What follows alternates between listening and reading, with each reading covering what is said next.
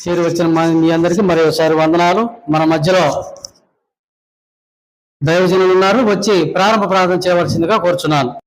అందరికీ వందనాలండి. ప్రార్థించుదాం. మా ప్రభు అయిన యేసుక్రీస్తు వారికి తండ్రి అయిన దేవా, ఆ ప్రభువుని బట్టి ఆయన రక్తం ద్వారా మాకును తండ్రి మీకు స్తోత్రాలు. ఉదయం మందు మీ సన్నిధిలో తల వంచడానికి, ప్రార్థించడానికి, కీర్తనల ద్వారా స్తుతించడానికి, గ్రంథంలో వ్రాయబడిన మాటలు చదువుకోవడానికి, నేర్చుకోవడానికి, మీ కుమారుడు మా కొరకు చేసిన బలియాగాన్ని జ్ఞాపకం చేసుకోవడానికి, కానుకలు ఇవ్వడానికి, సంఘంగా సహవసించడానికి మాకు కలుగు చేసిన ఈ భాగ్యాన్ని బట్టి స్తోత్రాలు. అనేకులు ఈ భాగ్యం పొందలేకపోతున్నారు. వారికంటే మేము అధికులం కాదు, నీతిమంతులం కాదు. కేవలం మీరు కృప చూపించినందువల్ల మాకు ఈ భాగ్యం దొరికినందుకు మీకు స్తోత్రాలు. భూమి మీద ఉన్నంతకాలము మేము రుణపడి ఉండడానికి సహాయం చేయండి. కృతజ్ఞత చెల్లించడానికి నేర్పించండి. మీరు కోరినట్టుగా ఆరాధించడానికి సహాయం చేయండి. నిత్యత్వానికి సిద్ధపడేలాగా ఆయుష్ను పొడిగించండి. పొడిగించబడిన ఆయుష్లో దిద్దుబాటు చేసుకుంటూ మీరు కోరినట్టుగా జీవిస్తూ ఆరాధిస్తూ అనేకులకు ఆశీర్వాదకరంగా, మీకు మహిమకరంగా, లోకానికి వెలుగుగా, మా మట్టుకు మేము పరలోక పౌరులుగా జీవించడానికి నేర్పించండి. ఈ కార్యక్రమం అంతటి ద్వారా మీరు మహిమ పొందండి. కీర్తనలు నడిపిస్తున్న మీ దాసులకు తగిన జ్ఞానము, ఓర్పు, నేర్పు, శక్తిని ఇవ్వండి. యేసు ప్రభు వారి శ్రేష్టమైన నామం ద్వారా ఈ ప్రార్థన మీ సన్నిధిలో విన్నవించుచున్నాము తండ్రి. ఆమేన్. దేవుని గ్రంథం నుంచి కొన్ని మాటలు ఆలోచన చేద్దాం. గత వారంలో మనం ఒక మాట విన్నాం. ఏమది? కొన్ని వారాలుగా వింటున్నాం. ఏంటది? నీతి. నీతి అనే మాటకు అర్థం ఏమంటే ఏది తప్పు, ఏది ఒప్పు అని వివేచించి లేదా విచక్షణ చేసి తప్పు లేకుండా జీవించటమే నీతి.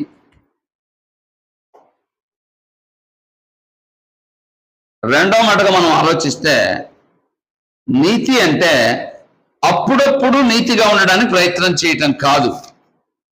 నీతి అనేది మనం చుట్టూ ఆవరించి ఉండాలి. ఎల్లప్పుడూ నీతి నీతి నీతి అన్నట్టుగా మనం ఉండాలి. ఇది ఈ లోకంలో మాటకి నేను చెప్పాను. బైబిల్ దగ్గరికి వస్తే బైబిల్లో నీతి అంటే దేవుని మాట నమ్మడమే నీతి. ఒక్క మాటలో చెప్పాలంటే దేవుని మాట నమ్మడమే నీతి. అబ్రహాము దేవుని నమ్మెను,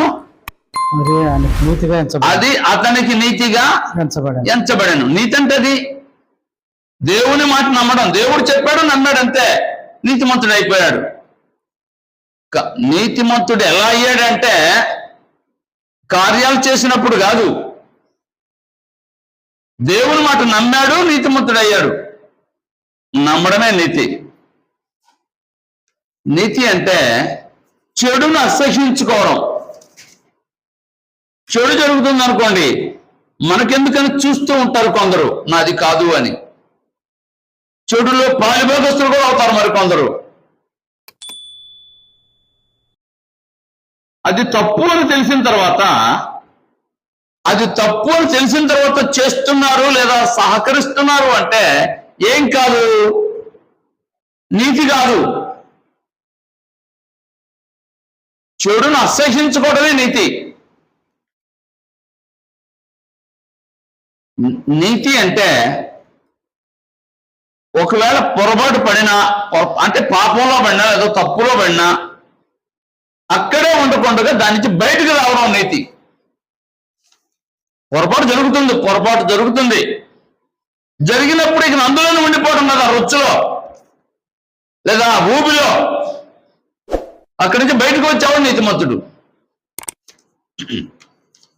గ్రంథాన్ని చదివితే నీతి అంటే పోయిన వారం మనం ఒక మాట విన్నాం.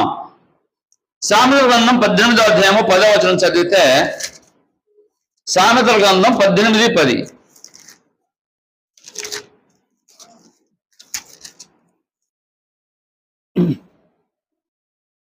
యెహోవా నామము బలమైన దుర్గము, నీతిమంతుడు అందులోనికి పరిగెత్తి సురక్షితముగా నుండును. చాలండి, అద్భుతమైన మాట అండి. దేవుని మార్గము లేదా నామము బలమైనది. దేవుడు అంటేనే ప్రపంచంలో ఉన్నతమైన వాడు. ఇంకా ఆయన కంటే గొప్ప శక్తి మరొకటి లేదు. అది దేవుడు అంటే. ఆ దేవుని గురించి తెలిసినప్పుడు లేదా వినబడినప్పుడు ఆలోచించినప్పుడు ఏం చేయాలంటే పరుగెత్తుకుని రావాలి అక్కడికి. దేవుడా అయితే పరుగెత్తుకుని వెళ్దాం అన్నట్టుగా ఉండాలి. దేవుని నామము బలమైన దుర్గము, నీతిమంతుడు అందులోనికి పరుగెత్తి సురక్షితముగా ఉండును. పరుగెత్తి వస్తే కదా నేను సురక్షితంగా ఉండేది. దేవుని వాక్యం చెప్తూ ఉంటే తృణీకరించి తిరస్కరించి లేదా లక్ష్య పెట్టకుండా వెళ్ళిపోతూ ఉంటారు. ఇక్కడే కూర్చుంటారు, మనస్సు ఇక్కడ ఉండదు, శరీరం ఇక్కడే ఉంటాయి, ఎక్కడెక్కడో తిరుగుతూ ఉంటాయి, సంచరిస్తూ ఉంటాయి. అలా కాదు. దేవుని నామము బలమైన దుర్గము, నీతిమంతుడు పరుగెత్తి అందులోనికి వచ్చి అక్కడ సురక్షితంగా ఉంటాడు. దేవుని దగ్గర సురక్షితంగా ఉండడానికి అవకాశం ఉంది. మనం ఒకసారి ఆలోచన చేస్తే అపోస్తల కార్యాల గ్రంథం 2వ అధ్యాయము 37వ వచనం చదివితే, అపోస్తల కార్యాల గ్రంథం 2వ అధ్యాయము 37వ వచనం. వారు ఈ మాట విని హృదయంలో నొచ్చుకొని, సహోదరులారా మేమేమి చేతమని పేతురును కడమ అపోస్తలును అడుగగా. చాలండి, విన్నారు కదండి. ఏమది? పేతురు దేవుని గురించి మాట్లాడుతూ ఉన్నాడు, దేవుని గురించి, దేవుని ప్రణాళికల గురించి మాట్లాడుతూ ఉన్నాడు. అది పెంతెకొస్తు పండుగ. ఇంచుమించుగా ప్రపంచ దేశాల్లో ఉన్న ప్రజలందరూ పండుగకు రావాలి యెరూషలేముకి. ధర్మశాస్త్రం అంటే పాత నిబంధన అనబడే ధర్మశాస్త్రం ఉంది కదా యూదులకి. ఆ యూదులు ప్రపంచంలో ఎక్కడున్నా పెంతెకొస్తు పండుగ రోజు ఖచ్చితంగా అక్కడ కనబడవలసిందే. ఇప్పుడైనా వారు ఆ పండుగకి ప్రపంచ దేశాలన్నిటి నుంచి వచ్చారట యూదులు అనబడేవారు, భక్తి కలిగిన వారు. భక్తి లేని వారు రారు కదా, భక్తి కలిగిన వారే కదా వస్తారు. భక్తి కలిగిన వారు వచ్చారు. పేతురు ప్రసంగం చేస్తున్నాడు దేవుని గురించి, దేవుని కుమారుడు గురించి, ఆయన సంకల్పాల గురించి మాట్లాడుతూ ఉన్నాడు. ఆ మాటలు విన్నారు. విన్న తర్వాత ఏం జరిగిందో మరొకసారి చదువుదాం ఆ మాట. వారు ఈ మాటలు విని హృదయంలో పొడవబడిన వారై, సహోదరులారా మమ్మల్ని ఏం చేయమంటారు అని అడుగుతున్నారు. విన్నారండి? వాక్యం బోధిస్తుంటే, వాక్యం బోధించబడుతూ ఉండగా అర్థం చేసుకున్న వాడు ఏమంటున్నాడంటే, మేము ఇన్నాళ్ళు వినలేదు, ఇప్పుడు మాకు అర్థమవుతుంది, నన్ను ఏం చేయమంటావు అన్నట్టుగా ప్రతి ఒక్కరు అడిగారు. వారు మమ్మల్ని ఏం చేయమంటావు అని అడిగారు పేతురుని. ఇవాళ వాక్యం చెప్పి అయిపోయిన తర్వాత నన్ను ఏం చేయమంటారో, నా బాధ్యత ఏంటి, నా పని ఏంటి అని అడిగేవాళ్ళు ఎంతమంది ఉన్నారు? కొన్నిసార్లు వినబడిన తర్వాత, గ్రహించిన తర్వాత నాకే చెప్పినట్టున్నాడు అని మూతి ముడుచుకుని వెళ్ళేవారు కూడా లేకపోలేదు. నిజంగా వాక్యం వింటే నువ్వు హృదయాన్ని గుచ్చుకుంటే నన్ను ఏం చేయమంటారో, నేను ఏం చేయాలన్నట్టుగా అడగాలి. అడిగారా లేదు వీళ్ళు? వారు నీతిమంతులంటే, అయ్యా ఏం చేయమంటావు అని అడిగితే పేతురు చెప్పాడు, మీరేం పెద్ద చేయక్కర్లేదు, ప్రభు అయినా చదువుదాం ఆ మాట కూడా. మీరు మారు మనస్సు పొంది, మొదటి మాట ఏం చేయాలంట? మారు మనసు అంటే అర్థం ఏంటి? అప్పటి వరకు ధర్మశాస్త్ర ప్రకారంగా జీవిస్తే రక్షణ అనుకుంటున్నారు.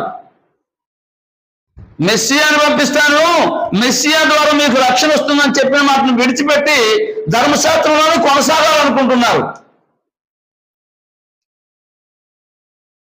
ధర్మశాస్త్రం కాదు, వీడు యేసు ప్రభువు వచ్చారో అందులోకి రండి అన్నట్టుగా పేతురు ప్రసంగించాడు.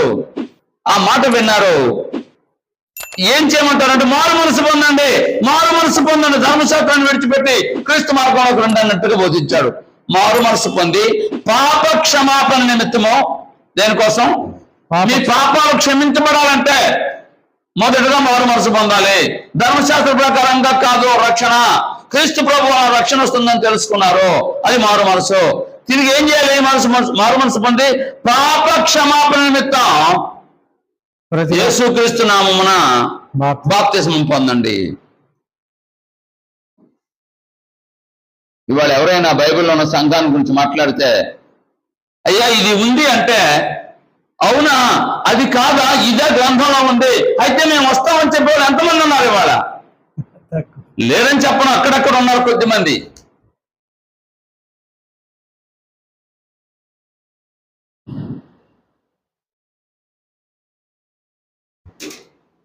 మారు మనసు పొంది పాప క్షమాపణ నిమిత్తం ప్రతివాడు యేసుక్రీస్తు నామమున బాప్తిస్మం పొందండి.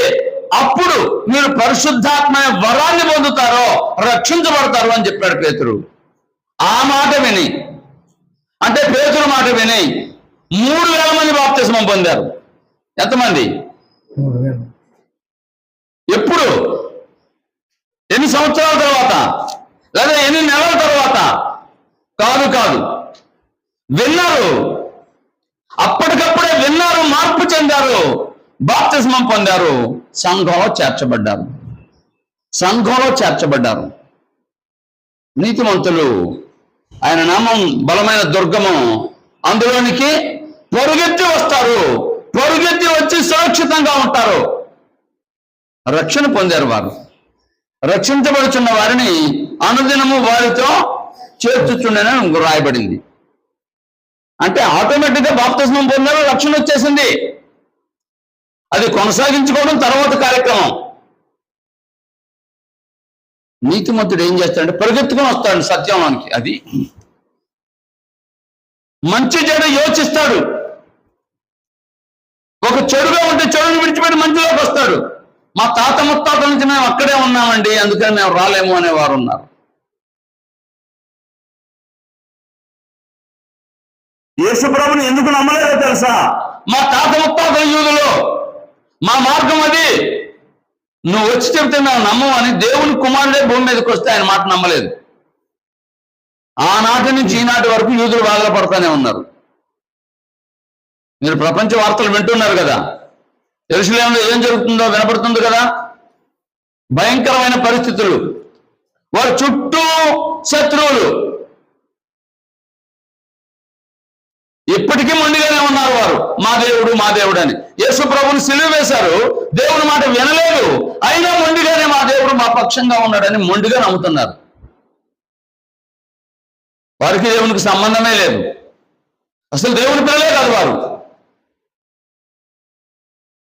దేవుని పిల్లలు ఎప్పుడవుతారంటే, యోహాను సువార్త 1:12 చదవండి.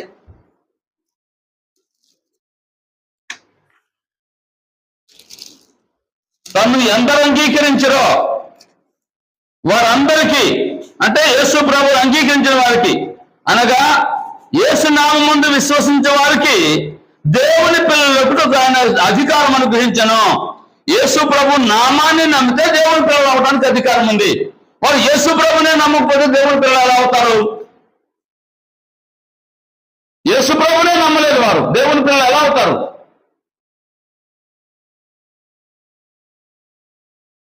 నీతిమంతుడు పరిగెత్తుకొని వస్తాడు. 2000 సంవత్సరాల నుంచి యూదులు కొద్దిమంది యేసుప్రభుని నమ్మారు, కానీ అనేకులు యూదులు యేసుప్రభుని నమ్మడం లేదు.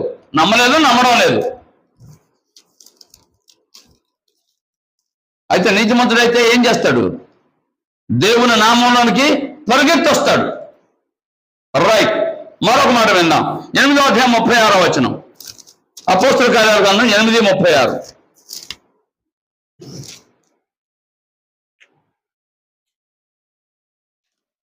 వారు త్రోవలో వెళ్ళుచుండగా నీళ్లున్న ఒక చోటికి వచ్చినప్పుడు నపుంసకుడు, ఇదిగో నీళ్లు, నాకు బాప్తిసం ఇచ్చుటకు ఆటంకమేమని అడిగి రథము నిలపమని ఆజ్ఞాపించెను. చాలండి. నీతిమంతుడు ఏం చేస్తాడని చెప్పుకున్నా, ఆయన పరిగెత్తుకుని వస్తాడు దేవుని నామంలోనికి. దేవుని దగ్గరికి పరిగెత్తి వస్తాడు. ఇదిగో ఒక మనుషుడు ఇథియోపియా దేశం అతనిది. ఇథియోపియా దేశం నుంచి దేవుణ్ణి ఆరాధించడానికి యెరూషలేముకి వచ్చాడు. తిరిగి వెళ్ళిపోతా ఉన్నాడు. యెరూషలేము నుంచి తిరిగి వెళ్తా ఉన్నాడు. ఇథియోపియా దేశం నుంచి వచ్చిన మనుషుడు గ్రంథం చదువుతున్నాడు. ఖాళీగా ఉంటే రథం మీద వెళుతూ గ్రంథాన్ని చదువుతూ ఉన్నాడు. ఆ దారిలో ఒక సువార్తికుడు కలిశాడు. కలిసి రథాన్ని ఆపమన్నాడు. ఆపాడు. మీరు ఏదో పుస్తకం చదువుతున్నట్టున్నారు, ఏం పుస్తకం అది, మీకేమైనా అర్థమవుతుందా అని అడిగాడు. అతను ఏమన్నాడంటే, ఇతను ఎవరో గొప్పవాళ్ళగా ఉన్నాడు, నా యోగక్షేమాలు యోచిస్తున్నాడు, ఆలోచిస్తున్నాడు, పుస్తకం చదువుతున్నానని మీకు అర్థమవుతుందని అడిగాడంటే నా క్షేమం కోసం కదా అతను ఆలోచిస్తున్నాడు అనుకుని, అయ్యా ఎవరైనా చెబితే కదా నాకు అర్థమయ్యేది, దయచేసి లోపలికి వచ్చి అంటే రథంలోకి వచ్చి కూర్చొని నాకు వివరించండి అన్నంతగా మాట్లాడాడు. రథం ఎక్కాడు ఈ సువార్తికుడు. రథంలోకి చేర్చుకున్నాడు ఆ గొప్ప మంత్రి. ఇద్దరు ప్రయాణం చేస్తా ఉన్నారు. రథం నడుపుతా ఉంది, వెళ్ళిపోతా ఉన్నారు.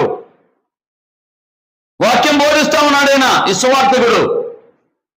దేవుని గురించి, దేవుని కుమారుడు గురించి, రక్షణ గురించి, బాప్తిస్మాన్ని గురించి మాట్లాడుతూ ఉన్నాడు. మాట్లాడుతూ ఉంటే ఆయనకు అర్థమైపోయింది.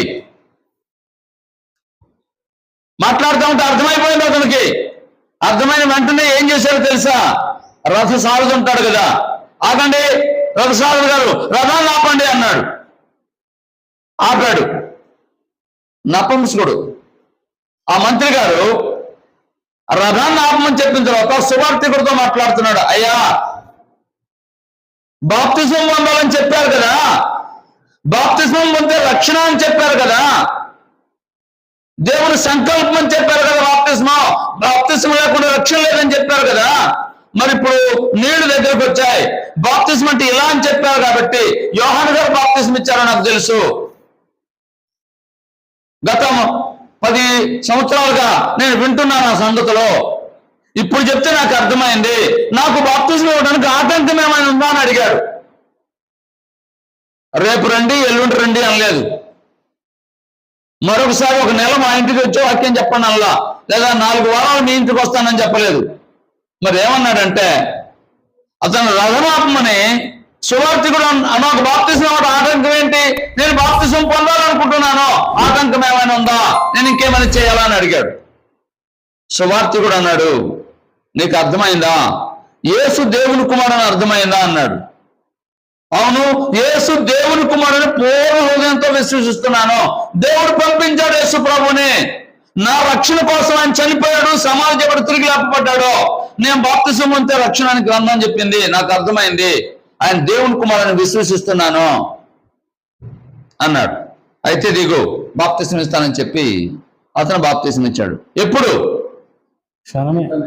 ఎన్ని రోజుల తర్వాత? దారిలో వెళ్తున్నప్పుడే. నీతిమంతుడు పరిగెత్తుకొని వస్తాడు ఆ మార్గంలోనికి, లేదా ఆ దుర్గంలోనికి, లేదా ఆ నామంలోనికి పరిగెత్తుకుంటూ వచ్చాడు. ఆగండి, రథం ఆపండి, నేను బాప్తిజం పొందాలన్నాడు. బాప్తిజం పొందాడా లేదా? ఎన్ని రోజుల తర్వాత? ఎన్ని సంవత్సరాల తర్వాత? రైట్. మరొక అతన్ని విందాం. అపోస్తల గ్రంథంలోనే 16వ అధ్యాయం 30వ వచనం. అపోస్తల కార్యాల గ్రంథం 16వ అధ్యాయం 30వ వచనం. అయ్యలారా, రక్షణ పొందుటకు నేనేం చేయగలను? అందుకు వారు, ప్రభువైన యేసునందు విశ్వాసం ఉంచుము, అప్పుడు నీవును నీ ఇంటి వారును రక్షణ పొందుతారని చెప్పి. చాలండి, జాగ్రత్తగా వినండి. పౌలు, శీల అనేవారు దేవుని వాక్యం బోధించినందుకు చెరసాలలో వేయబడ్డారు. ఇవాళ కొత్తగా జరగడం లేదు క్రైస్తవులను హింసించడం అనేది. ప్రారంభం నుంచి 2000 సంవత్సరాల నుంచి జరుగుతూనే ఉంది. ఆశ్చర్యపడక్కర్లేదు. ఇంకా మనం చాలా ధన్యులు ఆ రోజులతో పోల్చుకుంటే. జైల్లో వేస్తే వారైతే దేవునే స్తుతించుడి, ఎలా పోడు దేవునే స్తుతించిన పాటలు పాడుతూ ఉన్నారు. ప్రార్థన చేస్తున్నారు, అయ్యా ఇక్కడ ఉన్న వాళ్ళందరూ రక్షించబడాలి, ఇక్కడ ఉన్న వాళ్ళందరికీ వాక్యం చెప్పేలాగా నాకు అవకాశం ఇవ్వండి అని పౌలు శీల ప్రార్థన చేస్తున్నారు, పాటలు పాడుతున్నారు.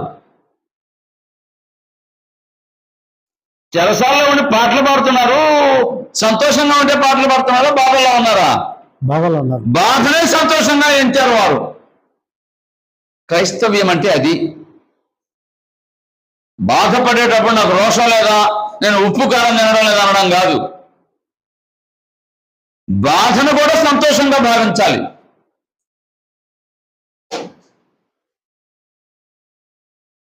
పాటలు పాడుతున్నారు, ప్రార్థన చేస్తున్నారు. చెరసాల నాయకుడు విని వినట్టుగా చూసి చూడనట్టుగా ఉంటున్నాడు, కొన్ని అర్థం చేసుకుంటున్నాడు. రాత్రి అయింది. వాళ్ళ ప్రార్థన, వాళ్ళ పాటల ప్రభావం ఎంతవరకు వెళ్ళిందంటే దేవదూత వచ్చి అక్కడ భూకంపం కలిగేలాగా చేశాడు. తలుపులు తెరవబడ్డాయి, చెరసాల తలుపులు తెరవబడ్డాయి. అందరూ పారిపోవాలి. ఈ పౌలు శీల పారిపోలేదు. అయిపోయింది. చెరసాల నాయకుడికి మెళుకు వచ్చింది. మెళుకు వచ్చి చూస్తే చెరసాల తలుపులు తెరవబడ్డాయి. అతను అనుకున్నాడు, చెరసాల తలుపులు ఇంత బాగా తెరవబడ్డాయి అంటే ఖైదీలందరూ పరిగెత్తి పారిపోయి ఉంటారు. తెల్లవారితే నాకు అధికారులు శిక్ష వేస్తారు, వారి చేతిలో చనిపోవడం ఎందుకు, ఎటువంటి శిక్ష వేస్తారో నాకు తెలియదు, నేనే చనిపోదామని కత్తి తీసుకున్నాడు చంపుకోవడానికి. పౌలు గమనించాడు. అయ్యా ఆగు అన్నాడు. ఎవరు, ఎక్కడి నుంచి అని అన్నాడు. నేనేనండి, చెరసాల్లోనే ఉన్నానండి. అదేంటి తలుపులు తీయబడ్డాయి కదా, నువ్వు వెళ్ళిపోలేదా, మీరు వెళ్ళిపోలేదా అని అంటున్నాడు. లేదండి, మేమేం తప్పు చేయలేదండి, ఇక్కడికి తప్పు చేస్తే చెరసాల్లోకి రాలేదు, వాళ్ళు తెలియక మమ్మల్ని జైల్లో వేశారు, తెల్లవారు జరుగుతుందో చూస్తారులే అని అన్నాడు.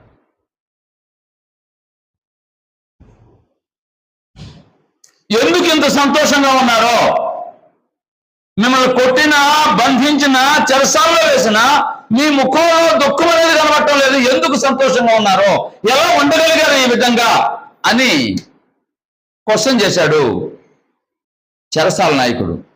మేము యేసు ప్రభుని నమ్ముకున్నాం, ఒకవేళ చనిపోతే ఎక్కడికి వెళ్తాం? దేవుని దగ్గరికి వెళ్తాం, మాకు శిక్ష లేదు. భూమి మీద శిక్ష అనుభవించిన దేవుని దగ్గరికి వెళ్తే మాకు శిక్ష లేదు, మేము సంతోష స్థలంలోకి వెళ్తాం అని చెప్పారు. అర్థం కావడానికి చెప్తాను. 20 ఏళ్ళు, 25 ఏళ్ళు, 30 ఏళ్ళు పెంచి పెద్ద చేస్తారండి అమ్మాయిని. 1 కోటి రూపాయలు, 2 కోట్లు లేదా 5 కోట్లు, ఎంతో వాళ్ళ సామర్థ్యాన్ని బట్టి కొంత డబ్బులు ఇచ్చి ఆ అబ్బాయికి పెళ్లి చేసి పంపిస్తారు. సంతోషంగా పంపిస్తారా, ఏడుస్తూ పంపిస్తారా? అదేంటండి, 25 సంవత్సరాలు పెంచి పెద్ద చేసి ఇంత డబ్బులు ఇచ్చి ఇంట్లో లేకుండా అబ్బాయి దగ్గర పంపిస్తే సంతోషిస్తున్నారు మీరు. అక్కడ అమ్మాయి ఆనందంగా ఉంటుంది, ఒక కుటుంబాన్ని ఏర్పాటు చేస్తుంది, లోకాన్ని ఉద్ధరిస్తుంది, గొప్ప కుటుంబాన్ని నిర్మించుకుంటుంది నా కుమార్తె అని చెప్పి వాళ్ళు సంతోషిస్తారు. మరో కుటుంబాన్ని నిర్మిస్తుంది. ఆ అవకాశం కల్పిస్తున్నారు తల్లిదండ్రులు. ఇంతకాలం కష్టపడి చదివించి ఉద్యోగం చేయించేలాగా డబ్బులు ఇచ్చి ఏదేదో చేసా అబ్బాయి దగ్గర పంపిస్తున్నారు. సంతోషమా కాదా? అట్లయితే భూమి మీదకి మనం వచ్చాం దేవుని దగ్గర నుండి. ఈ లోకాన్ని విడిచిన తర్వాత మరలా మనం దేవుని దగ్గరికి వెళ్తాం. మంచిగా వెళ్తే, మంచిగా జీవిస్తే, నీతిగా జీవిస్తే దేవుని దగ్గరికి వెళ్తాం, సంతోషం ఉంటుంది. అమ్మాయిని ఇచ్చేటప్పుడు ఎవరికి పడితే వారికి ఇస్తామా? అమ్మాయిని పెళ్లి చేసి అనిపించుకుంటామా? ఎన్నిసార్లు చూస్తాం, ఎక్కడెక్కడ చూస్తాం? ఎందుకు? మంచి సంబంధం కావాలి, అమ్మాయి మంచిగా ఉండాలనే కదా. అలాగే మనం కూడా చనిపోయిన తర్వాత దేవునితో ఉండాలంటే ఆ స్థితి కోసం ఎదురు చూడాలి. నీతిమంతుడు పరిగెత్తుకుంటూ వస్తాడు.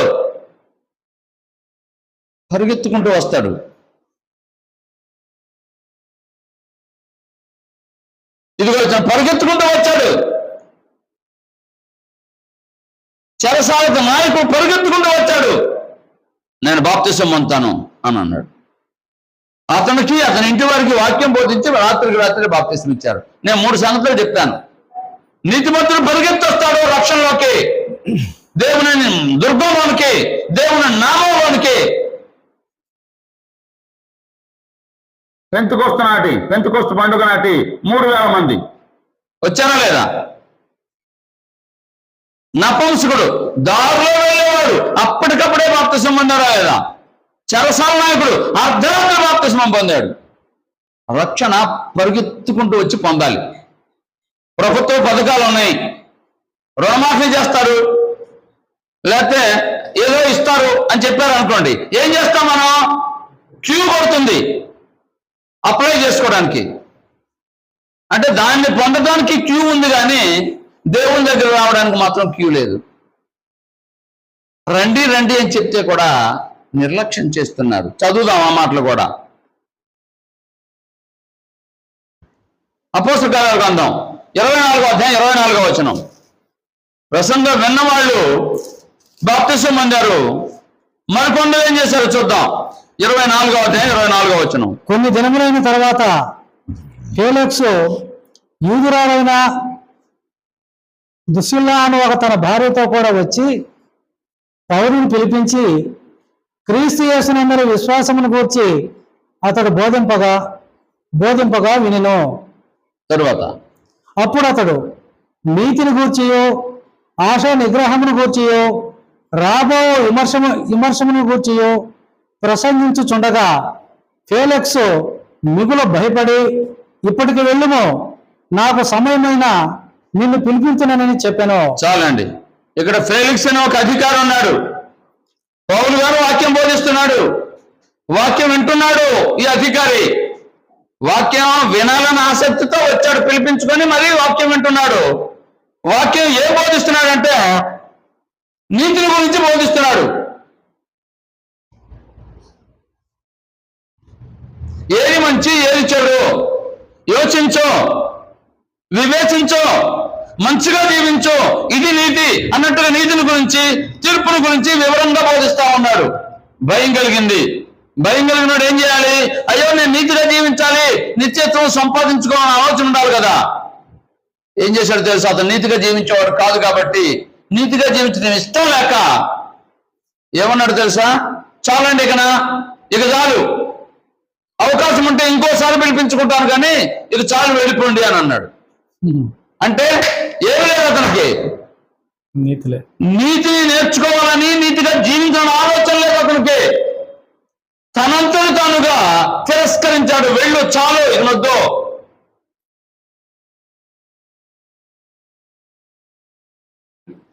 వాళ్ళు ఏమన్నా నేను చేయమంటామని అడిగారు.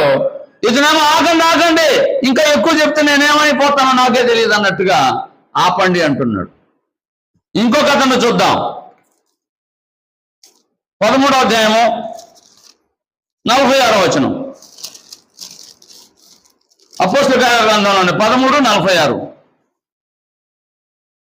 అప్పుడు పౌలును బర్నబాయు ధైర్యముగా ఇట్లనేది, దేవుని వాక్యము మొదట మీకు చెప్పుట ఆవశ్యకమే, అయినను మీరు దానిని త్రోసివేసి మిమ్మును మీరే నిత్య జీవనకు పాత్రులుగా.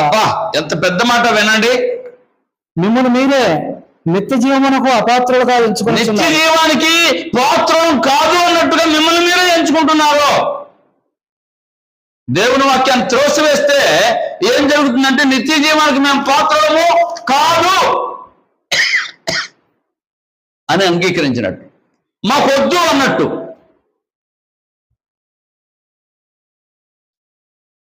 పెద్దవాడు సామెత చెప్పారు, కోడుకున్నదనే కోడలుంటే వద్దనే అత్తుంటుందా అని. దేవుడు తన కుమారుని పంపించి మనం రక్షించాలని ఇంత గొప్ప ప్రణాళిక చేస్తే, ఉచితంగా రక్షిస్తాను అంటుంటే ఏం చేస్తున్నారు వీళ్ళు?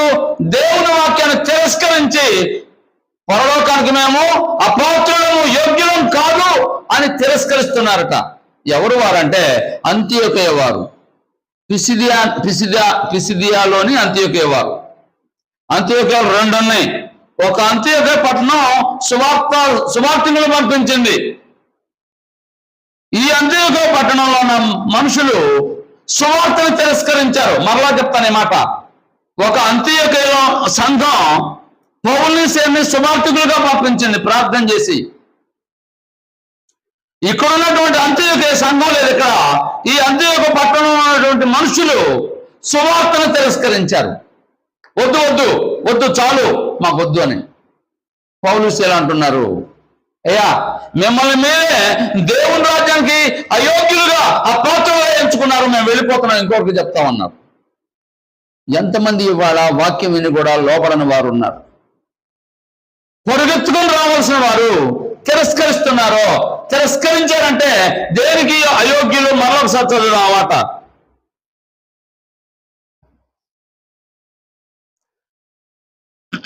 14:13-46.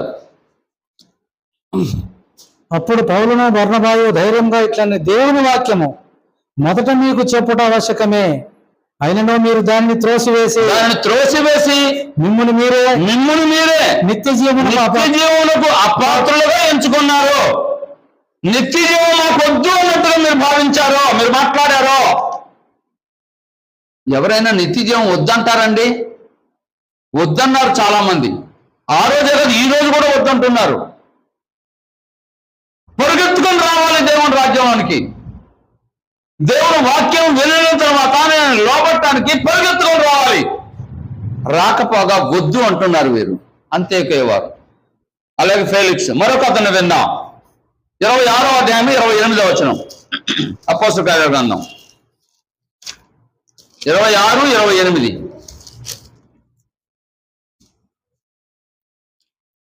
అందుకు అగ్రిప్ప, ఇంత సులభంగా నన్ను క్రైస్తవుని చేయ చూచుచున్నావే అని పౌలుతో చెప్పాను. అంటే ఇక్కడ అగ్రిప్ప ఒక అధికారి ఉన్నాడండి. పౌలు గారు వాక్యం బోధిస్తున్నాడు. వాక్యం బోధిస్తుంటే ఇతను ఏమంటున్నాడు తెలుసా? నన్ను అంత సులువుగా క్రైస్తవుని చేయాలనుకుంటున్నావేమో, సాధ్యం కాదు అంటున్నాడు. అంటే నేను నిత్య జీవానికి అయోగ్యుల్ని, అపాత్రుల్ని అన్నట్టుగా తనను తానే చెప్పుకుంటున్నాడు.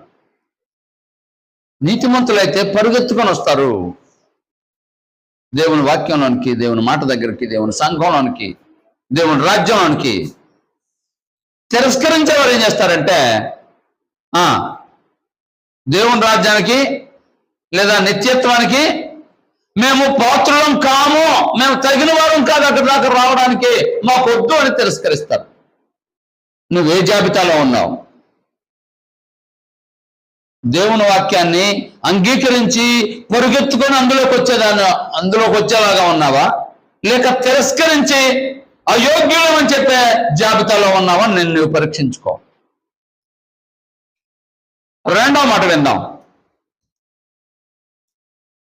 నీతిమంతుడు ఏం చేస్తాడంటే చెడును అసహ్యించుకుంటాడు. నీతిమంతుడు చెడును అసహ్యించుకుంటాడు. చెడును అసహ్యించుకుంటాడు. మీకు అందరికీ తెలుసు, యోసేపునకు యవనస్తుడు ఉన్నాడు, వాళ్ళ అన్నదమ్ములు ఉన్నారు.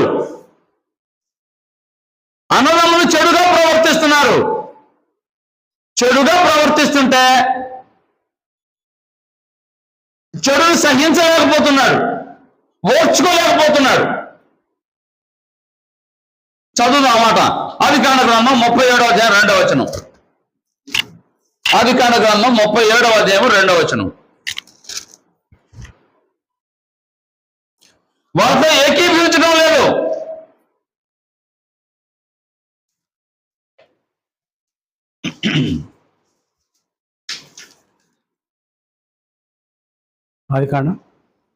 ఆదికాండం 37వ అధ్యాయం 2వ భాగం నేను చదువుతున్నాను.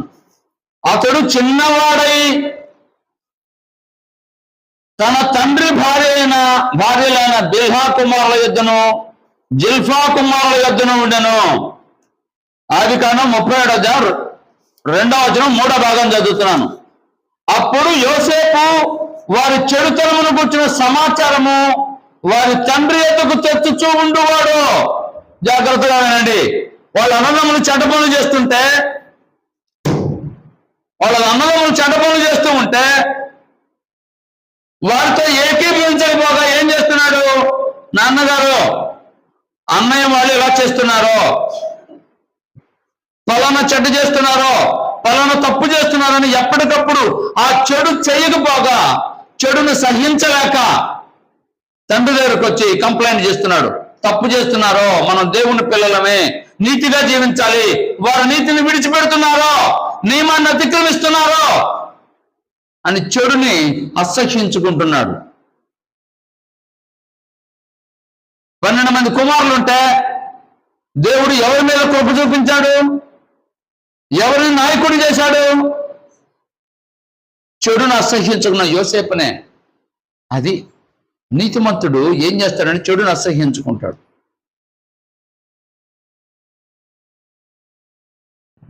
ఇంకొక మాట విందాం.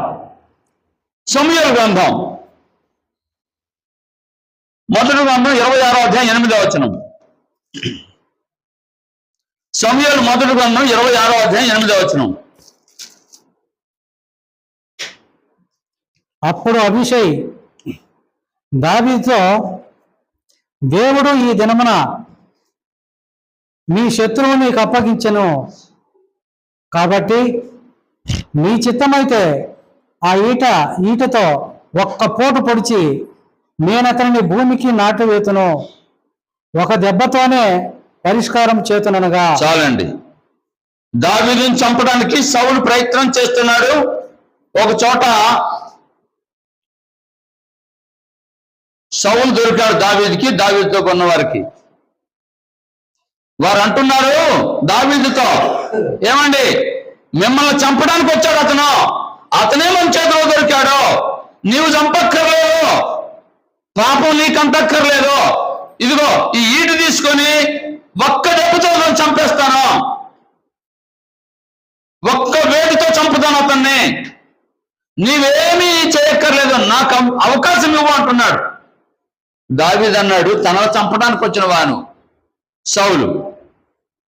ఎవరైనా నేను చంపకపోయినా ఆడైనా చంపుతాడు, అడ్డోళ్ళు అక్కడ పోతాడు అనుకుంటారు మామూలుగా. ఇతనేమంటున్నాడు, అతని జోలికి వెళ్ళొద్దు, దేవుడు అభిషేకించాడు అతను రాజుగా, అతని జోలికి వెళ్ళొద్దు, అతను నన్ను చంపడానికి వస్తే వచ్చాడేమో కానీ నేను మాత్రం అతను చంపకూడదు, మనం అతను చంపకూడదు. అంటే కీడుకు ప్రతి కీడు చేయటం కాదు, కీడు చేసినా ఓర్చుకోవాలి మనం, అది నీతి. చెడును అసహ్యించుకోవాలి. చెడును ఏదైనా సరే, నీకు కీడు చేసేవాడైనా చెడైతే వాడి వెనక్కి వెళ్ళకూడదు, వాడి కీడు తలంచకూడదు. నీతి అంటే అది. నన్ను వాళ్ళు అన్నారు, నేను అన్నాను అంటారు, నాకు వాళ్ళు చేశారు, నేను చేశాను అంటారు. వాళ్ళు చేస్తే నువ్వు చేస్తే ప్రయోజనం ఏంటి? ఇద్దరు సమానం అయిపోయారు, ఇద్దరు చెడ్డవాళ్ళు అయిపోయారు. అది కాదు నీతి. అంటే చెడును అసహ్యించుకోవడం అంటే, చెడు అంటే మంచి వాళ్ళకి చెడు చేయకుండా ఉండడం కాదు, చెడ్డవాళ్ళకు కూడా చెడు చేయకూడదు. తనను చంపడానికి వచ్చిన వారిని కూడా చంపుతామంటే ఆపేశాడు దావీదు. అది చెడును అసహ్యించుకోవడం అంటే. లూకా సువార్త 23వ అధ్యాయం 51వ వచనం. లూకా సువార్త 23:51.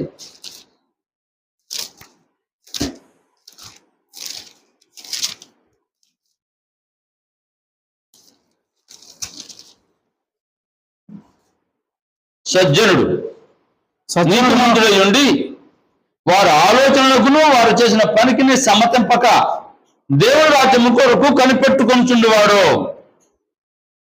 మరలా చదువుతాను. అతడు సజ్జనుడును నీతిమంతుడై ఉండి వారి ఆలోచనలకును వారు చేసిన పనికిని సమ్మతింపక. ఇప్పుడు ఒక నాయకుడు ఉన్నారండి, యూదా మతంలో గొప్ప నాయకుడు. యూదా మతంలో ఉన్న వారందరూ యేసు ప్రభుని వ్యతిరేకిస్తున్నారు. యేసు ప్రభు బోధనలు అంగీకరించడం లేదు, యేసు ప్రభు దేవుని కుమారుని అంగీకరించడం లేదు. ఇవాళ ప్రపంచం కూడా యేసు దేవుని కుమారుని అంగీకరించడం లేదు. యేసు దేవుని కుమారుని అంగీకరించగా యూదులు సిలువ వేశారు. యేసు దేవుని కుమారుని అంగీకరించగా క్రైస్తవులు తప్పు చేస్తున్నారు. ఆయన ఎవరంటే దేవుడు భూమి మీదకు పంపించాడు తన కుమారుణ్ణి, లోకరక్షకుడుగా చేశాడు ఆయన్ని, ఆయన నాయకుడిగా చేశాడు. ఆయన నాయకత్వంలో మనం కొనసాగాలి. అయితే యూదులు యేసు ప్రభును చంపడానికి కుట్ర పన్నుతున్నారు, పన్నారు. ఆ కుట్రలో ఆ మీటింగ్ లో ఇతను కూడా ఉన్నాడు. అయితే వారితో సమ్మతించలేదు. అది ప్రత్యేకంగా నా మాట మరలా వినండి. యూదులందరూ యేసు ప్రభుని చంపాలని ఆలోచన చేస్తున్నారు. యూదులందరూ యేసు ప్రభుని చంపాలని ఆలోచిస్తున్నారు. ఒక్కరు మాత్రమే వారి ఆలోచనతో ఏకీభవించలేదు, వారి ఆలోచనతో అంగీకరించలేదు. నేను ఒప్పుకోను అన్నాడు. అందరూ ఒకటైతే, ఇతను ఒక్కడు ఒకటైతే ఏం జరుగుతుందో తెలుసా మీకు? వెలివేస్తారు అతన్ని. నువ్వెవరితో మాట్లాడకూడదు, నీతో ఎవరికి సంబంధం ఉండకూడదు, నేనెవరో నీతో పలుకం, సమాజంతో నీకు సంబంధం లేదు, నువ్వు ఒక్కడే ఉండు అంటారు. అప్పుడు ఎంత భయంకరమైన పరిస్థితి ఒకసారి ఆలోచించండి. ఆయన అతను తెగించాడట, సమ్మతించలేదట. ఎందుకంటే నీతిమంతుడు కాబట్టి. మరొకసారి చదువుదాం ఆ మాట, అక్కడే ఉంది. అతడు సజ్జనుడును నీతిమంతుడునై ఉండి వారి ఆలోచనకును వారు చేసిన పనికి సమ్మతింపక, వారు అంతకుముందు చేసిన పనికి సమ్మతించలేదు. సరే ఏమైనా కానీ మీరు చేసిన పనితో నేను ఏకీభవించను అన్నాడు. అంతటితో ఆగిపోకుండా తెగించి ముందుకొచ్చేసి యేసు ప్రభు శరీరాన్ని సమాధి చేయడానికి తన కోసం తొలపించుకున్నటువంటి ఆ తొట్టిలో లేదా ఆ సమాధి పెట్టెలో యేసు ప్రభు శరీరాన్ని ఉంచాడు. తర్వాత ఏం జరుగుతుందో అతనికి తెలుసు. ఏం జరుగుతుందో చెప్పండి? అతను వెలివేయబడతాడు. అయినా పర్వాలేదు, నాకు దేవుడు కావాలి, దేవుడు పంపించిన వాడిని నేను అంగీకరిస్తాను,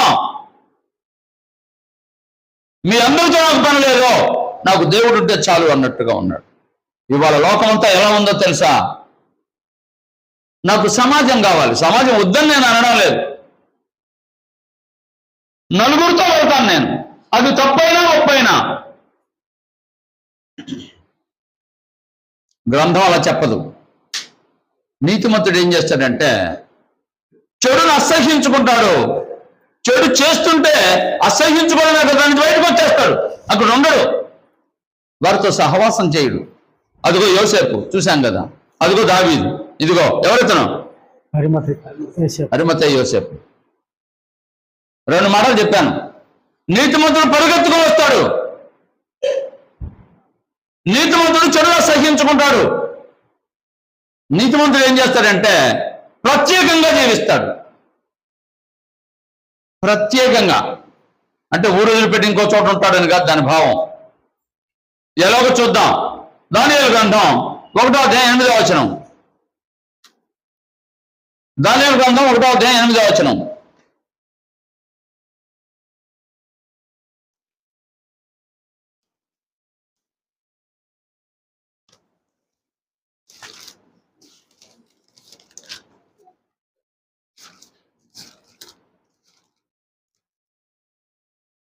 హోషేయ యోవేలు, దానియేలుకు ముందు. యెహెజ్కేలు తర్వాత దానియేలు.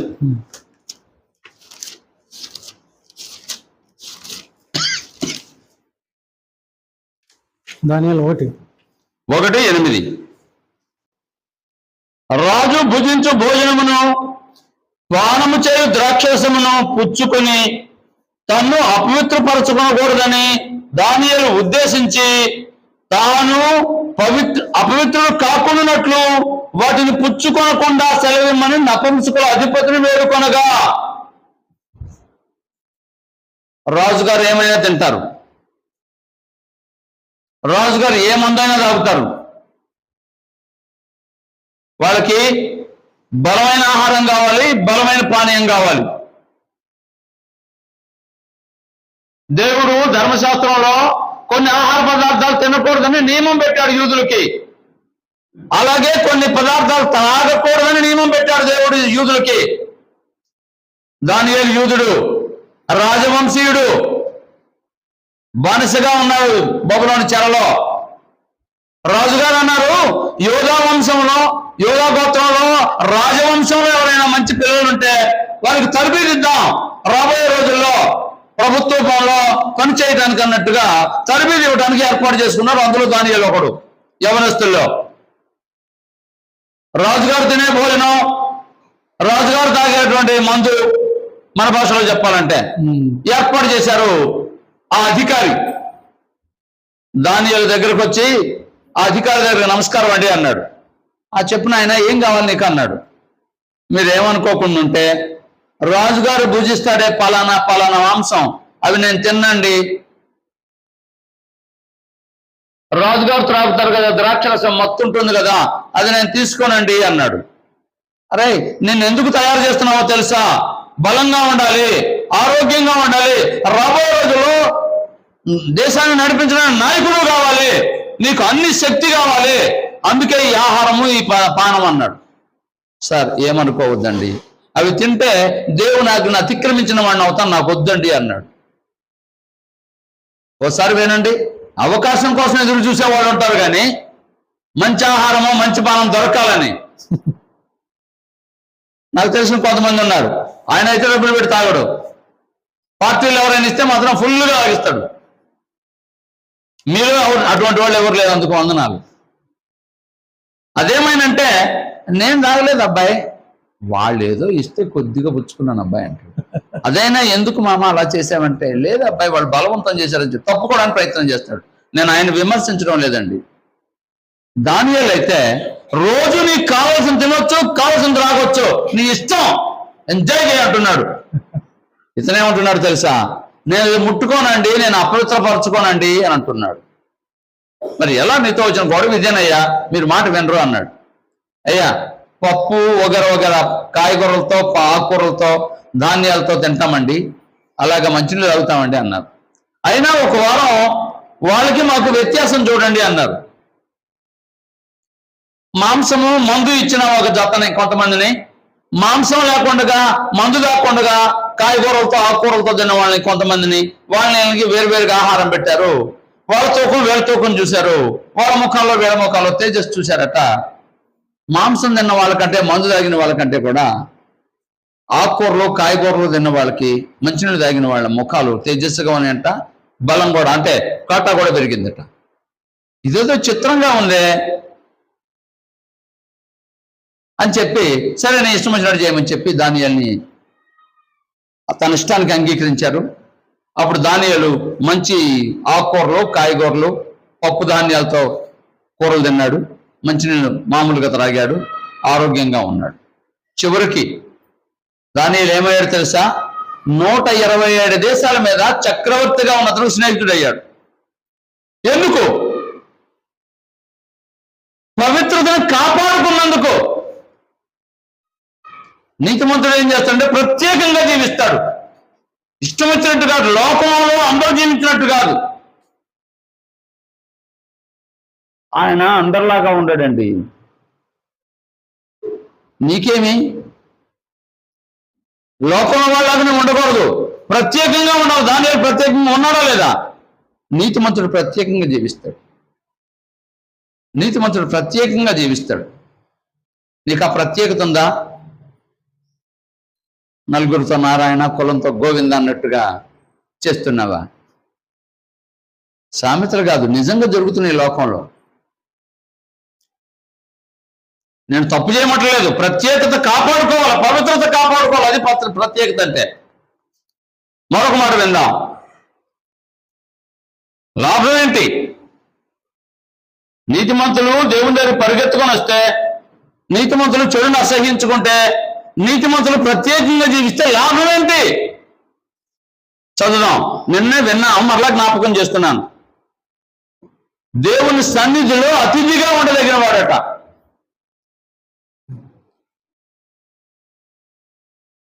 ఆయన దృష్టి మన మీద ఉంటుందట. దేవుని సన్నిధిలో తగిన ఉండటం మాత్రమే కాక, ఆయన దృష్టి మన మీద ఉండటమే కాక, మనం ధన్యులు అవట, ఎల్లప్పుడూ సంతోషంగా ఉంటామట, దేవుని జ్ఞాపకంలో ఉంటామట. దేవుడు ఎల్లప్పుడూ మనల్ని జ్ఞాపకం చేసుకుంటాడు. నిన్న వారం కూడా చెప్పాను కదా, మనం ఏదైనా వస్తువు ఇస్తే ఎంతకాలం జ్ఞాపకం ఉండాలి? రోజు జ్ఞాపకం రావాలని మనం ఇస్తాం బహుమతులు. దేవుడు నిన్ను రోజు జ్ఞాపకం చేసుకుంటే ఎంత బాగుంటుంది. రైట్. మరొక మాట చెప్పబోతున్నాను. అదంతా గత చరిత్ర. ఇప్పుడేంటి? చదువుదాం అన్నమాట. రోమాపత్రిక 3వ అధ్యాయం 26వ వచనం. రోమాపత్రిక 3వ అధ్యాయం 26వ వచనం. 3:26.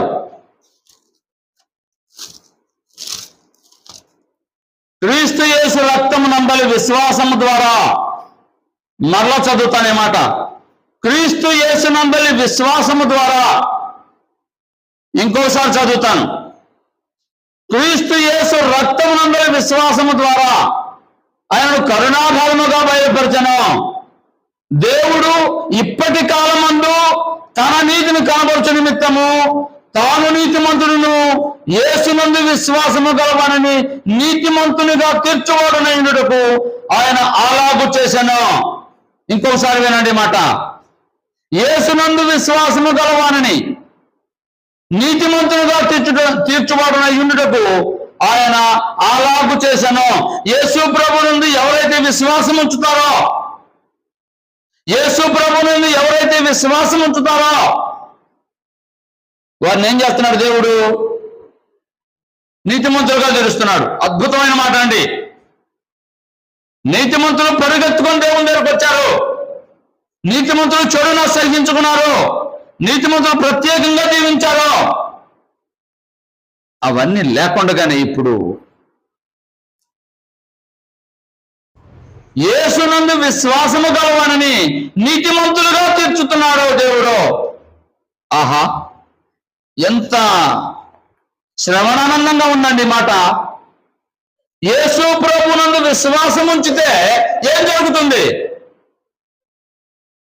నీతిమంతులు అవుతున్నాం. ఇందాక మనం చదువుకున్నాం, తను ఎందరు అంగీకరించారో వారందరూ దేవుని కుమారులకు అధికారం ఇచ్చాడు దేవుడు.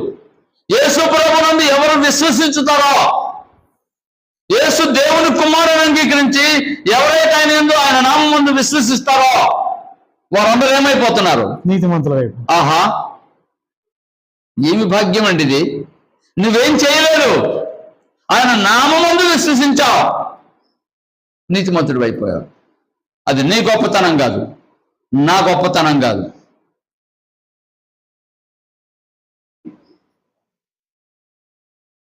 యేసు ప్రభు నామమందు విశ్వసించినందువలన నిన్ను నీతిమంతుడిగా దేవుడు తీర్చాడు. చదువుదాం. రోమాపత్రికలోనే 3వ అధ్యాయం 24వ వచనం. కాబట్టి నమ్మువారు ఆయన కృపచేతనే క్రీస్తు యేసునందలి విమోచనము ద్వారా, మరలా చదువుతున్నా, నమ్మినట్లయితే ఆయన కృపచేతనే క్రీస్తు యేసునందలి విమోచనము ద్వారా విమోచించబడుతున్నావు. విమోచనము ద్వారా ఉచితముగా నీతిమంతులను తీర్చబడుతున్నారు. ఎక్కడి నుంచి విమోచించాడు? విమోచన రావాలి విశ్వసించిన తర్వాత. ఎలా వస్తుంది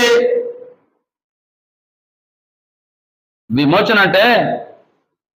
గత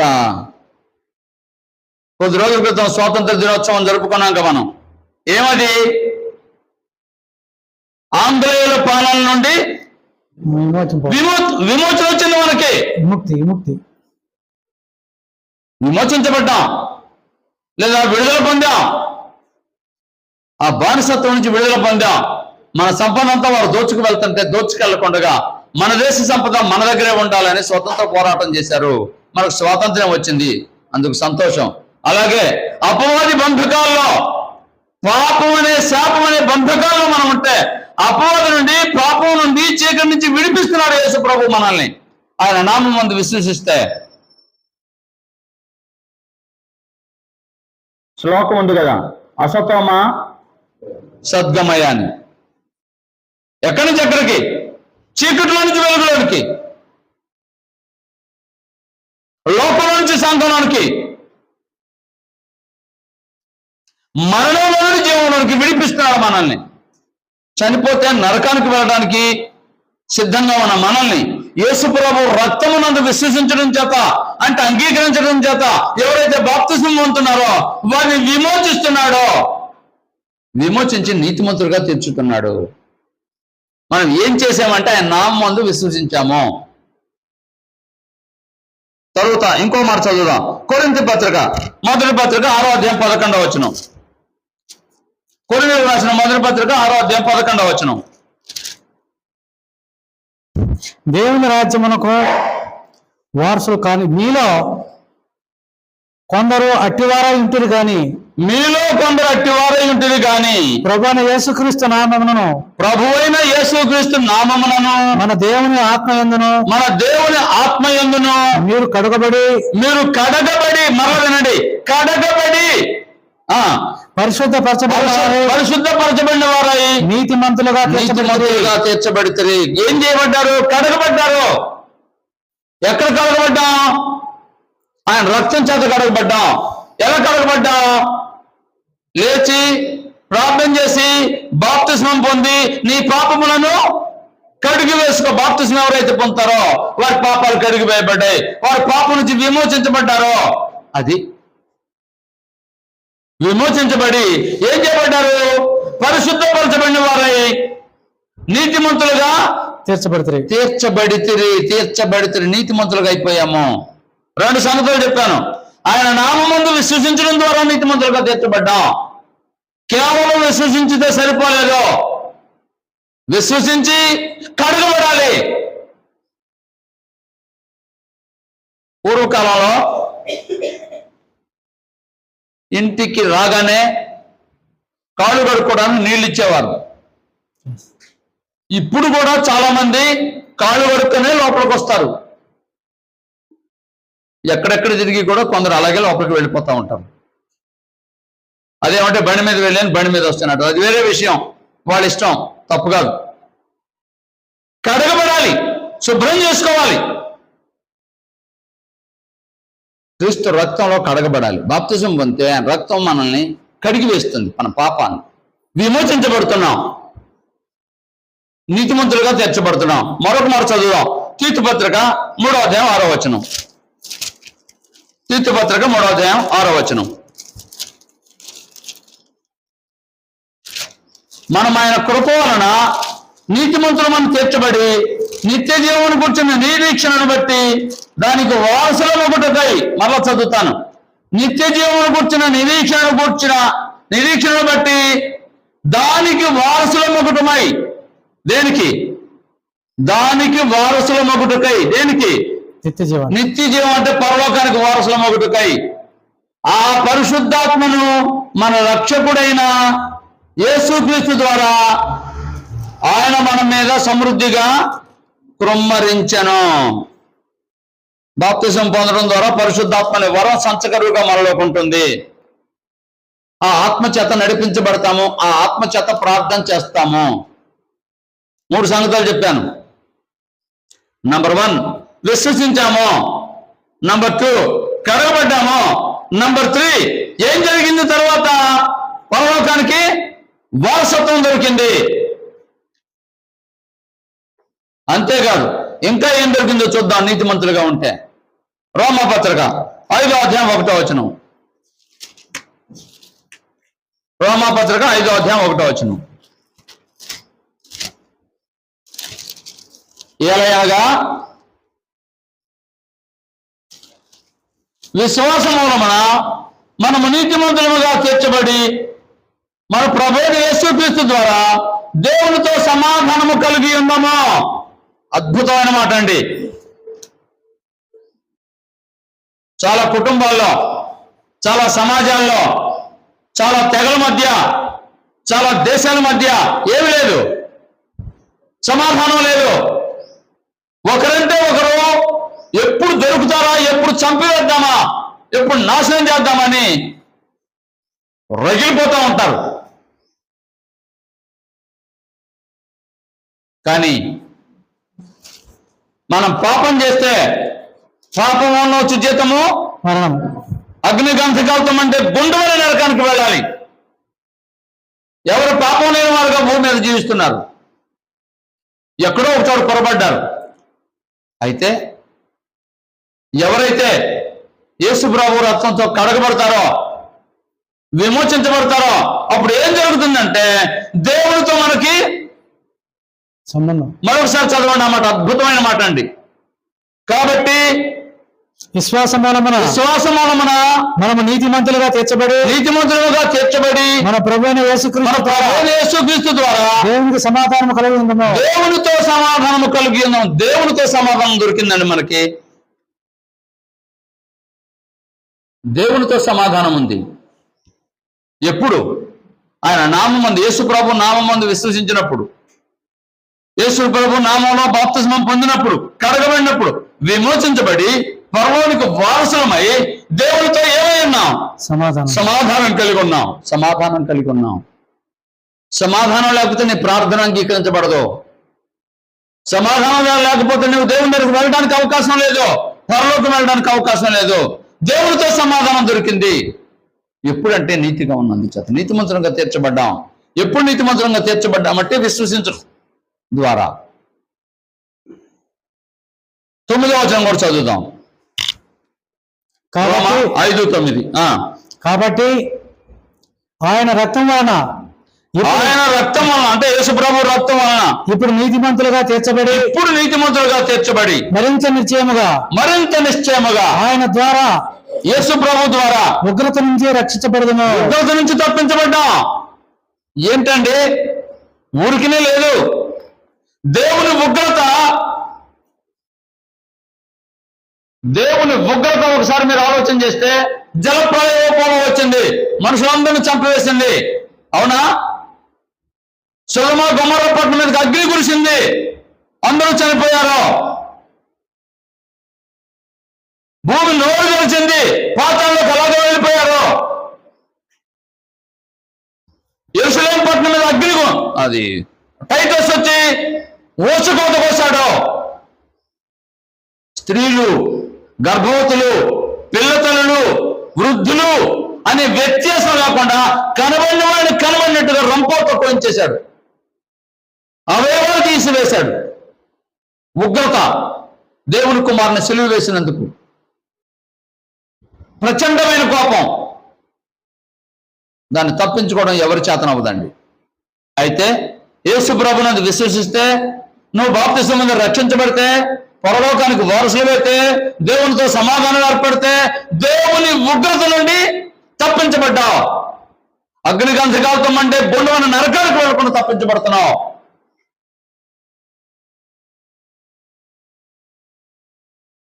దేవుని ఉగ్రత అంటే ఎంత భయంకరంగా ఉంటుందంటే, ఒక్కోసారి మీరు చూస్తారు కదా, సముద్రానికి వెళ్ళినప్పుడు అలలు ఎంత ఎత్తున ఎగసిపడుతుంటాయి. ఆయన దృష్టిలో అవి చిన్నవి. సునామీ వచ్చినప్పుడు ఎలా ఉంటుంది? భూకంపం వస్తే ఎలా ఉంటుంది? తుఫాన్ వస్తే ఎలా ఉంటుంది? అగ్ని సంభవిస్తే ఎలా ఉంటుంది? అగ్ని ప్రమాదం సంభవిస్తే ఉగ్రత. ఇవన్నీ చిన్నవి ఆయన దృష్టిలో. అగ్ని ఆ రోజు పురుగు చావదు. యుగ యుగాలు పాతాళంలో నరకల యాతన అనుభవించాలి. ఆ యాతన అనుభవించకుండా ఉగ్రత నుంచి తప్పించాడు దేవుడు యేసు ప్రభువుని నమ్మడం ద్వారా.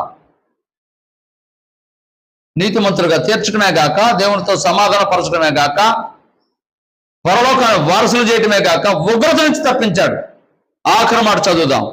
8వ అధ్యాయం 30వ వచనం. రోమాపత్రిక 8:30. మరియు ఎవరిని ముందుగా నిర్ణయించినో వారిని పిలిచెను, ఎవరిని పిలిచినో వారిని నీతిమంతులుగా తీర్చెను. నేను నీతిని గురించే మాట్లాడుతున్నానండి. మొదటగా నీతిమంతులం కావాలి. యేసు ప్రభువునందు విశ్వసిస్తే నీతిమంతులు అవుతాం. ఎవరిని పిలిచానో, ముందుగా నిర్ణయించిన వారిని పిలిచెను, ఎవరిని పిలిచినా వారిని నీతిమంతులుగా తీర్చను. ఎవరిని నీతిమంతులుగా తీర్చను వారిని మహిమపరచను. మహిమకు వెళ్ళిపోతాం మనం. మహిమ అంటే ప్రభావం, శక్తి. బాధలు, వ్యాధులు, ఇబ్బందులు లేనటువంటి స్థితి.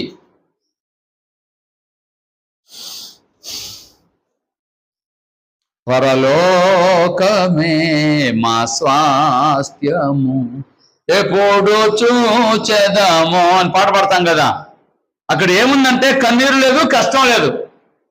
ఇరుకులు ఇబ్బందులు లేవు, వ్యాధులు బాధలు లేవు, సమస్యలు అసలే లేవు, ఎల్లప్పుడూ ఆనందమే. అది ఎలా ఉంటుందో నాకు తెలియదు, కానీ గ్రంథం చెప్పింది. బాధలు మాత్రం లేవు, వ్యాధులు లేవు, సంతోషమే సంతోషం. ఎప్పుడు వస్తుంది అంటే నువ్వు క్రీస్తు ప్రభు రక్తం చేత కడగబడితే, నీతిమంతుడుగా తీర్చబడితే దేవుడు నిన్ను మహిమపరుస్తాడు. నేను చెప్పిన మాటలన్నీ జ్ఞాపకం చేసి ముగిస్తాను. నీతి అంటే ఏంటది? ప్రతి విషయాన్ని తప్పొప్పులు పరిశీలన చేసి తప్పు లేకుండా జీవించడమే నీతి. దేవుని మాట నమ్మడమే నీతి. పాపాన్ని ఓర్చుకోలేకపోవడమే నీతి. నీతిమంతులు దేవుని దగ్గర పెరుగెత్తుకుని వస్తారో, చెడును అసహ్యించుకుంటారో, ప్రత్యేకంగా జీవిస్తారో. ఎలా వస్తుంది ఆ నీతి అంటే, అప్పుడైతే వాళ్ళు క్రియలు చేసినందువల్ల నీతిమంతులుగా తీర్చబడ్డారు. ఇప్పుడైతే యేసు ప్రభు నామమందు విశ్వసించడం ద్వారా, బాప్తిస్మం పొందడం ద్వారా, ప్రత్యేకంగా జీవించడం ద్వారా మనం నీతిమంతులుగా తీర్చబడి దేవునితో సమాధానం కలిగి, దేవుని ఉగ్రత నుంచి తప్పించబడి నిత్యత్వానికి వారసులంగా, మహిమకు వారసులంగా మనల్ని చేశాడు దేవుడు. ఎవరి ద్వారా చేశాడంటే తన కుమారుడు ద్వారా చేశారు. ఆ కుమారుని నామందు విశ్వసించాలి, బాప్తిస్మం పొందాలి, రక్షించబడాలి. రక్షించబడిన వారు మరణం వరకు నమ్మకంగా జీవించాలి, నీతియుక్తంగా జీవించాలి. ఏ పని చేసినా చేయొచ్చా చేయకూడదా, ఏ మాట మాట్లాడినా మాట్లాడొచ్చా మాట్లాడకూడదా, అవతలని మెప్పించడం కోసంగా, దేవుని మెప్పించడం కోసం. యేసు ప్రభు చెప్పాడు, వారు మనుషుల మెప్పు కంటే దేవుని మెప్పును కోరడం లేదు అన్నాడు. లోకంలో మనుషులందరూ ఏం మెప్పు కోరుతున్నారంటే దేవుని మెప్పు కాదు, మనుషులు మెప్పు కోరుకుంటున్నారు. నీవు ఎవరు మెప్పు కోరుకుంటావు? మనుషుల మెప్పు కాదు, దేవుని మెచ్చుకునేలాగా జీవించాలి. అదే నీతి. ఆ విధంగా ఉండాలని తెలియజేస్తూ శ్రద్ధగా ఉన్నందుకు అభినందిస్తూ ముగిస్తున్నాను. అందరికీ వందనాలు. ప్రార్థించుదాం. పరలోకపు తండ్రి, యేసు ప్రభు నామం ద్వారా మీకు స్తోత్రాలు. ఈ మధ్యాహ్నం మందు ఈ విధంగా చేరి ప్రార్థించడానికి, కీర్తించడానికి, గ్రంథాన్ని ధ్యానించడానికి, ప్రభు బలలో పాల్గొనడానికి, కానుకలు ఇవ్వడానికి, సహవాసం అనుభవించడానికి మాకిచ్చిన భాగ్యాన్ని బట్టి స్తోత్రాలు. ఎవరెవరో ఏ విధంగా మీ సన్నిధికి వచ్చారో సిద్ధపడి వచ్చిన వారందరినీ దీవించమని మనవి చేస్తున్నాం. సిద్ధపాటు లేని వారిని సిద్ధపాటు కలిగి జీవించేలాగా, నీతిమంతులుగా జీవించేలాగా సిద్ధపడటానికి సహాయించమని ప్రార్థిస్తున్నాం. తిరిగి పిలిచిన బిడ్డలందరితో మీ ఆశీర్వాదాలు ఉంచండి. ప్రత్యేకంగా మార్తమ్మ కొరకు, ఆమె కుమార్తె కొరకు ప్రార్థిస్తున్నాం. వారి ఆరోగ్యం మెరుగుపడినట్లు సహాయం చేయండి. అలాగే ఎదురుగా బిల్డింగ్ నిర్మించబడబోతా ఉంది. చక్కగా నిర్మించడానికి, సంఘం పని కొరకు వినియోగించబడటానికి, ఆ స్థలాన్ని దాన్ని కూడా వినియోగించడం ద్వారా మీ పని విస్తరించడానికి సహాయించమని ప్రార్థిస్తున్నాం. మీ పని కొరకు ఎవరెవరు ఏ విధంగా కానుకిస్తున్నారో చూస్తున్నదేవా, వారందరినీ ఆశీర్వదించమని మనవి చేస్తున్నాం. లోపం లేని జీవితం, నీతిమంతులుగా జీవించే జీవితం మాకు అనుగ్రహించండి. మీ చిత్తమైతే పలుమార్లు మేము కలిసి ఆరాధించడానికి, గ్రంథాన్ని ధ్యానించడానికి, పరలోక పౌరులుగా జీవించడానికి మాకు సహాయం చేయండి. ఎక్కడైనా పొరబడితే దయతో క్షమించండి. యేసు ప్రభు వారి శ్రేష్టమైనటువంటి నామం ద్వారా ఈ ప్రార్థన మీ సన్నిధిలో విన్నవించుచున్నాము తండ్రి. అందరికీ వందనాలు.